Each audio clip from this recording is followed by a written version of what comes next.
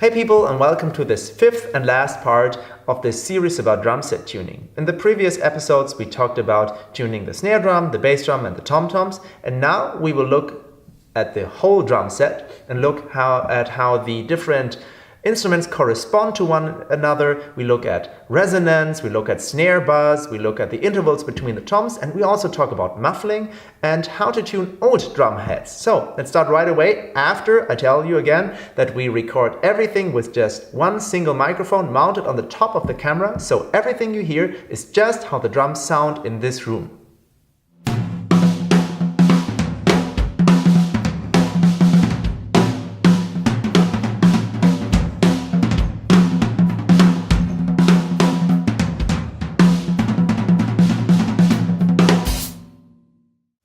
Now there's a very important question.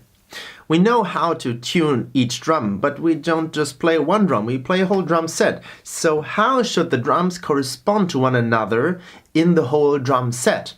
Of course, this again depends on your goal, your personal taste and the style of music you play, because in every style of music there are different aesthetics. In heavy metal, for example, you want to have very big intervals, very clear articulation, so you have a very low bass drum sound and a very high snare drum sound, very high toms and very low toms. In jazz, this range is a little bit more narrow, so bass drum and snare drum might have a smaller interval than in heavy metal music, and also the toms are a little more narrow in the range of sounds they have. But this is just a rule of thumb. Again, it depends on your personal goal, and you should always have a goal to strive towards, so you know when you have failed or when you have achieved it.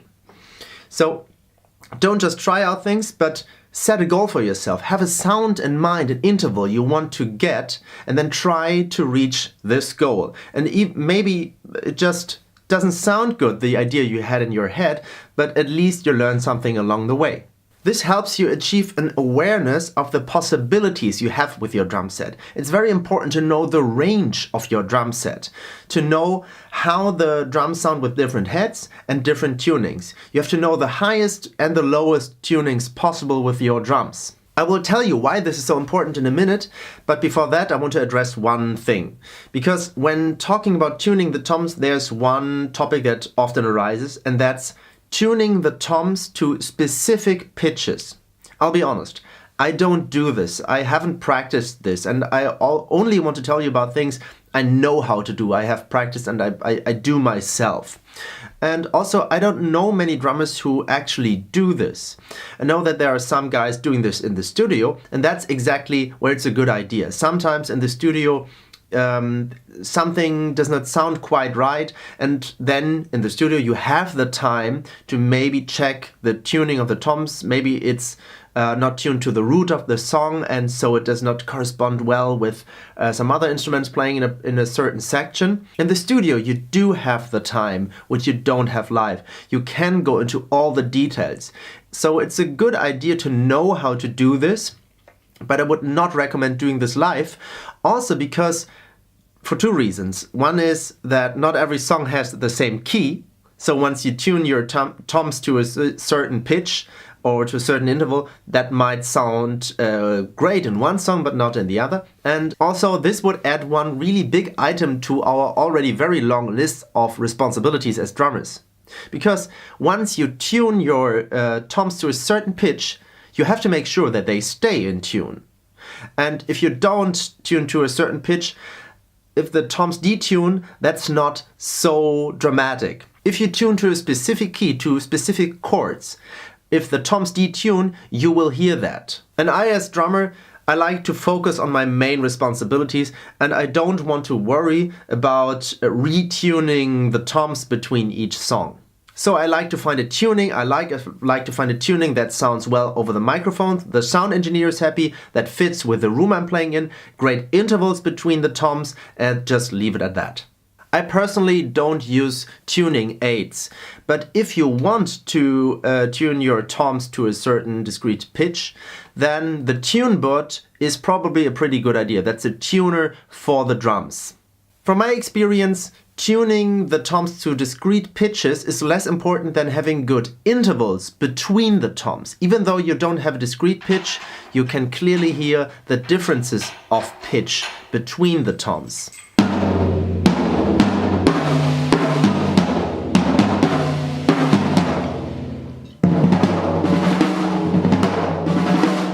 And while we are talking about intervals, there's a great tip I recently got from a colleague of mine. Usually the differences between sizes of the toms are linear. Except for the 13-inch tom, we have 8, 10, 12, 14, 16, 18. So those are the sizes usually available. And if you want to have a deep and fat and big sound, you would go for the two biggest drums, right? But that's not always a good idea. If you have a pretty even tuning on all the drums, skipping one of the sizes might usually give you an interval of a major fifth. So if you play the two drums closest to each other, you might have a major third. But if you skip one size, you usually have a major fifth. And that's just a bigger sound. So you have kind of a power chord on the toms if you do this. So if you want to have a big, impressive sound, don't go for 14 and 16 inch, go for 12 and 16 inch, or even for 10 and 14 inch. Try it out, it's amazing, it sounds great. Since I learned this, I tried to avoid playing two adjoining toms at once. But back to tuning. As I said, it's very important to know the range of your drum. It's important to know the highest tuning, the lowest tuning, and how your drum sounds with different heads and in different tunings. Because then you know how to tune it to correspond with the other drums. And my suggestion is you start by having all the drums in the same tuning. So you know the range of tuning, and you pick a point in this range. Maybe you want a little bit more than average, a little higher. Then you tune every drum, each drum, to this position in its personal range of possibilities. And then you should have a pretty even starting position. But this is just a starting point, because we have to keep one thing in mind. When physical bodies get bigger in a linear way, like 10, 12, 14, 16, 18 inch toms, the volume inside the drum does not increase linearly. The bigger the shell gets, the smaller the increases of the volume of air inside the drum. This is why smaller drums have a bigger natural difference in pitch than bigger drums. So a 12 and a 10-inch tom have a bigger interval naturally than 14 and 16-inch toms. So we have to adjust for that. So having all drums on the same position within their range does not give us equal intervals. Maybe the floor tom, the differences between the 14 and 16-inch is too small, and you want to tune the 16-inch tom even lower, but it doesn't go any lower because the head is completely loose. This is why I would suggest starting with the floor tom, the tom where it's pretty possible to go into the extremes, so extremely low. And a 10-inch tom or even an 8-inch tom can go very, very high, so you don't have to worry about that. You won't go to the extremes there, I'm pretty sure. So start with the tom, with the floor tom, and then work your way up. And as I said, it's just a starting point with the equal tuning for all toms, and then adjust for that, starting with the lowest tom. This is why when we only have two toms, we have to make a compromise between having all the range of sounds from the highest to the lowest and having a nice interval between the two toms. So having a very high-pitched 10-inch tom and a very low-tuned 16-inch tom might give you the whole range, but the fill-ins over the toms won't sound great because you have a much too large interval. You see many drummers with two tom-toms playing 13 and 16-inch or 12 and 16-inch. I think that's a pretty good idea, pretty good compromise. So find a compromise between the shell sizes and the tuning. If you only have a 10-inch and a 16-inch tom, I would suggest tuning the 16-inch tom a little higher than average and the 10-inch tom a little lower than average to adjust for this big difference in shell size. And there's another kind of interval which affects our sound to a large degree, and that's the interval between the two heads of each drum. So the interval between the batter head and the reso head. So you could again start by trying to get the same interval between the two heads of each drum. But again, that's just a starting point, as we have this different relation from shell size to volume, so each drum might work best with a different interval. But just try it out. This method corresponds well with trying to get the heads to a specific pitch, as then you can clearly decide which interval you have and which interval you want to have. So maybe you want to have a major third, and that's a little bit easier to hear or to decide if each head has a specific discrete pitch. Also, I have once heard that having a great interval, a great chord between all the reso heads of the toms should give you a pretty great sound, pretty great intervals between the drums. I've not tried this, maybe you try it. Just try out different intervals for each toms and find out what works for you. Again, it's all about trying out for yourself and knowing the range of possibilities, and then you can be flexible and creative with all the methods I showed you. One problem which sometimes arises is that of unwanted resonances or sustain. So your drum has a great sound, but it rings just a little bit too long. Of course, you can always go to the old duct tape, but I really prefer solving this with tuning. So try everything you have in your toolbox first. So in your toolbox concerning tuning. So you don't even need the tape. But if you have some resonances, some sustain you want to get rid of, you can take some tape and you do this, put it on here. A long time I've wondered why you make this little kink in here, but that's pretty simple. If you take a flexible material like this tape and you put it on there, it just adds mass to the membrane, and that doesn't stop the resonance. Now you have a pendulum which sucks up the resonances. So try it with the tape and then without the tape.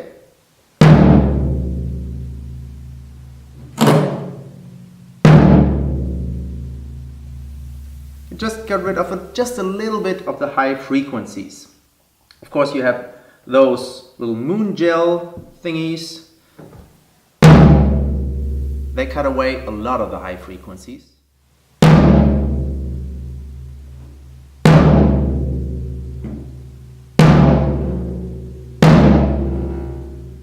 But this is also a problem. They get dirty quick and you might just lose them. And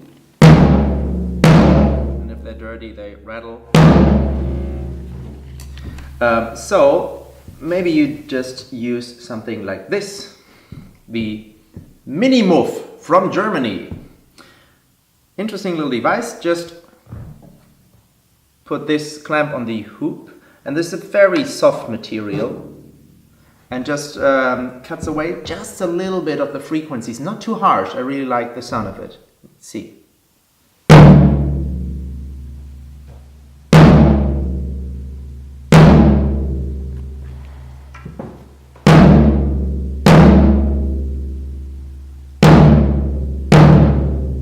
Just dampened it just a little bit. Interesting device. Also, you can always use the old felt strip. This is usually used with the bass drum, so you put it underneath the head and you put the head on this. And one trick I learned from Benny Greb is you take a little bit of cotton or light material. I just took something from here and put it inside the tom. So this way you have a physical noise gate, because you hit the drum, the cotton rises up and then sinks down on the head, so you have the full stroke on there, and then just a little bit of dampening to cut a little bit of the sustain. If on the other hand you want a little bit more sustain, of course you can always tune to a more resonant tuning, but also you have some gadgets like those booty shakers from T-Nod Products. The floor tom stands in here, so the sustain will get a little bit longer because of this foam. It can resonate more. It's not dampened by the floor. So we compare this without and with the booty shakers.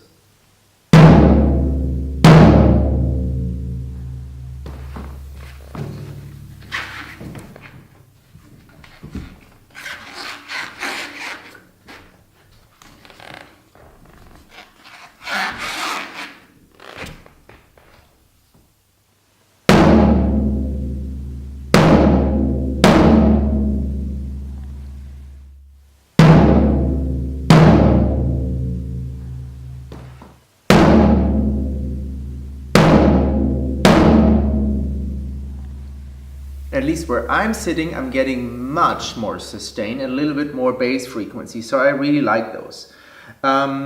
Also, some drummers play a rag tom resting on a snare stand.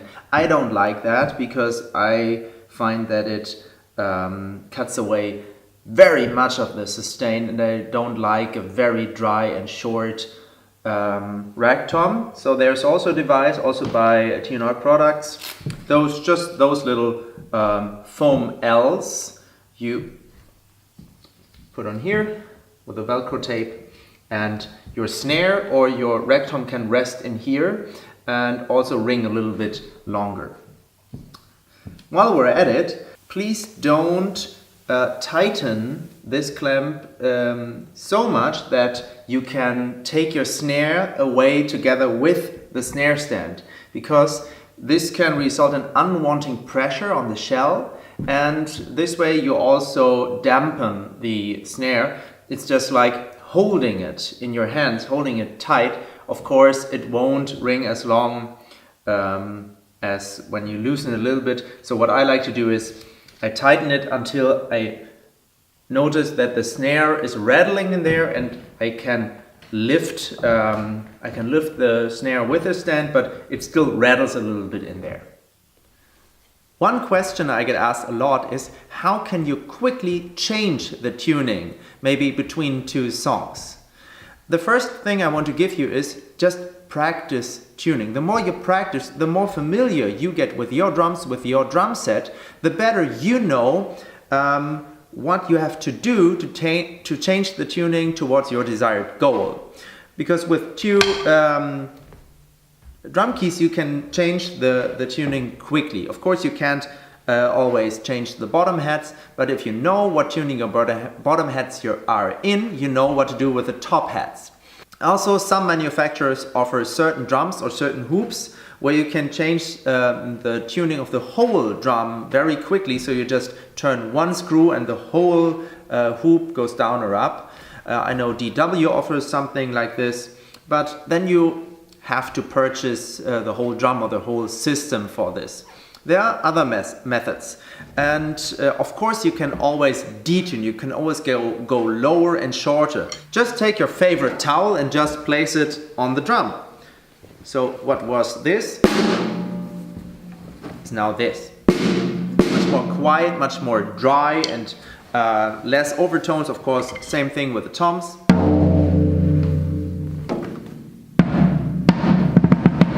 But that's very radical, of course. Remember all the muffling devices I showed you before? Maybe you just want to start with muffled drums, and if you then want more overtones, you just take them off. That's of course very quickly. So maybe you start with loosening one screw on the snare drum, or let's say the three facing towards you. So you have a dry snare sound to begin with.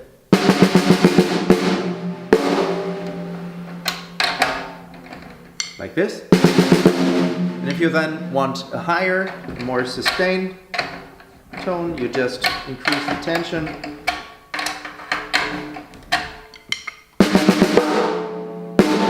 I think that was very quick. But I always prefer solving those problems by playing, the way you play. Of course, with the snare drum you can always play a little bit more to the edge. You probably know that you have much more overtones there. Same thing with the toms. And this is at least perceived much more sustained. And also, I have a great tip for you. You can play softer. Why softer? Well, when you play amplified with microphones or you record something, the drums on the PA system or on the recording will have a certain volume, no matter how you play. The sound engineer will always achieve the same volume. And if you play quieter, if you play softer, you have much more sustain relative to attack compared to when you play loud. If you play very loud, you have a sharp attack and a very sharp decay and less sustain.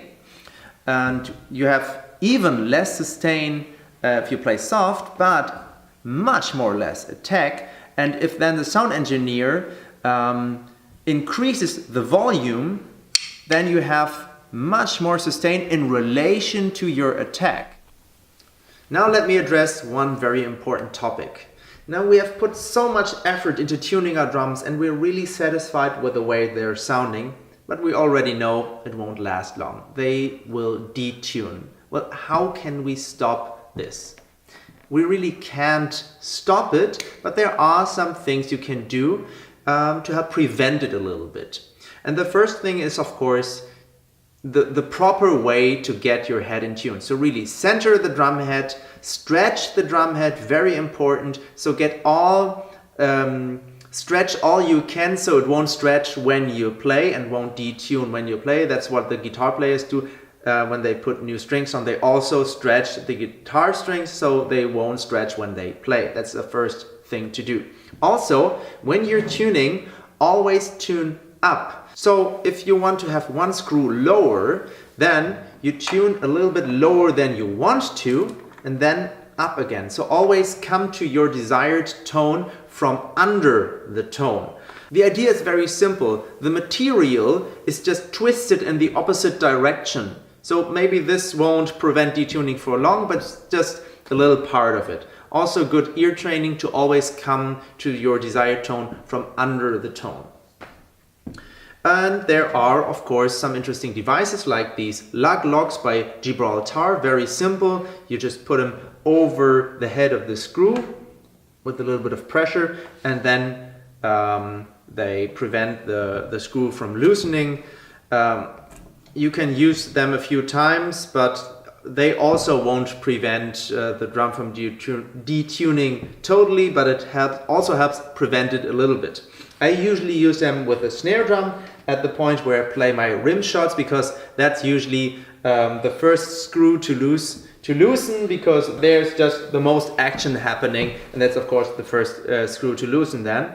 And I use those, and I use another trick. I just tune those screws a little bit higher than I want to, because I know they will detune anyway, so I overcompensate for that. And it has another benefit: the higher the tension, the longer it takes for the screw to loosen, of course. And the last tip I can give you is, of course, just play a little bit softer.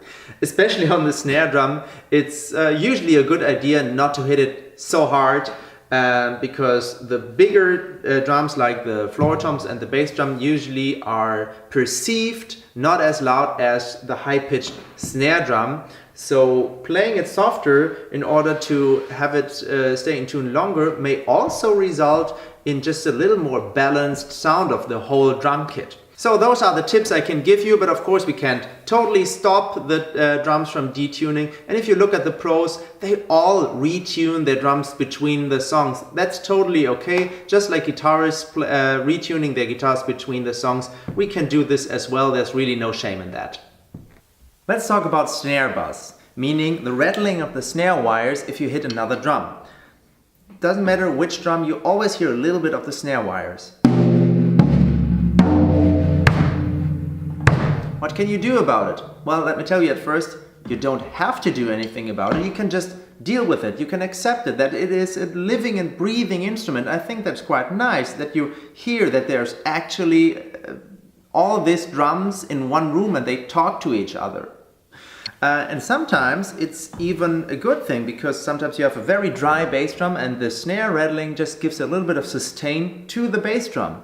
And you just hear that there's a real bass drum and a real snare drum in the room. I think that's very, very nice to hear. But if it's too annoying, there are some things you can do, of course. But don't detune any drums. Don't sacrifice the sound of any drum because you want to get rid of the snare buzz. At first, try a different position for the other drums. Maybe the rag tom is the one causing most of the snare buzz, so you try to find a better position where it doesn't cause that much snare buzz. Or you insert something, a barrier between the two drums. Maybe just a little bit of foam could be enough to get rid of some of the snare buzz. Of course, you can experiment with the tension of your snare wires, but that again would mean sacrificing your snare sound. But maybe you're lucky and the one tom that's causing most of the snare buzz is also the tom you're playing least in this particular song or this particular recording. Then it would be fair to detune this a little bit so you don't have that much that much snare buzz, because the snare is usually played much more than the toms. One question I get asked a lot also is how to tune old drum heads. Well, you don't always have the money for new drum heads, or maybe just not the possibility to get new drum heads. There are some possibilities to tune old drum heads, but I think it's well invested money to get some new ones. But if you don't have the opportunity, I think the first thing you should do is just treat the old head like a new one. So all the screws off, freshly reseat the drum head on the center of the drum head and tune it just like a new one. It won't be as good, but it would certainly be better than if you just stuck with the way it is and just try to retune it. What you always can do with older drum heads, you can go a little bit higher. The lower tunings are much more difficult because there is some tension in the drum head, and the more tighter the drum head is, the better you can balance this tension. So maybe you tune your whole drum set just a little bit higher and you probably get a little bit better tone out of it. You can also try heating your drum head with a hair dryer, and this is a trial and error thing, but maybe you're lucky and you hit the right temperature and the right spots, so the drum head expands and reseats itself. And speaking of reseating, you can also blow inside the air hole, in the venting hole. And this, what this achieves is that the drum head gets lifted up and then reseats itself on the bearing edge. So those are just a few tips on how to tune old drum heads. But still, I really think it's well invested money to get some new ones, and you can always recycle the old ones, because aluminum, most of the rings are aluminum, is worth some money still. You can just save all your old drum heads and then turn them into money later on. And also you can just use the whole head for different purposes. You can cut out cut a ring out of it, a dampening ring for the toms or the snare drum. You can cut the straps for the snare wires, or you just use it as a diffuser for lighting, for flashlights, for film and photography, or use it as a frisbee, or I don't know. I'm pretty sure you have some ideas. We can collect all the ideas in the comments below how to use old drum heads. So here we are now at the end of this 5-part series. Again, it's up to you. Pick those methods and tricks you need for the quest for your perfect drum sound, and then you have to practice them. And on your way, I'm sure you will pick up a few new methods and tricks. Maybe you come up with your own. And if so, please let me know in the comments below so we can share our knowledge. If you enjoyed this series, please hit subscribe, and I will see you in the next video. Take care. Goodbye.